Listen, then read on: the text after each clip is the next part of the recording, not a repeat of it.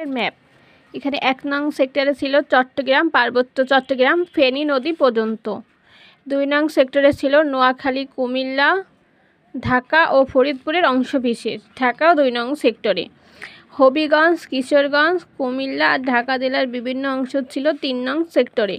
4 নং সেক্টরে ছিল সিলেট জেলার পূর্বাঞ্চল।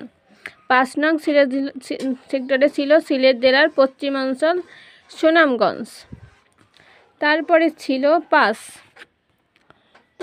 6 নম্বর সেক্টরে ছিল রংপুর, ঠাকুরগাঁ। 7 নং সেক্টরে ছিল রাজশাহী, দিনাজপুর। 8 নং সেক্টরে ছিল কুষ্টিয়া, মেহেরপুর, যশোর, খুলনা। 9 নং সেক্টরে ছিল সাতক্ষীরা, বরিশাল, পটুয়াখালী।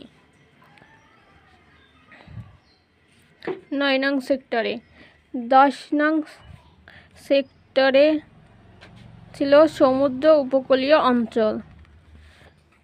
11 নং সেক্টরে ছিল কিশোরগঞ্জ ছাড়া সমগ্র ময়মনসিংহ। এই হলো 11টি সেক্টর।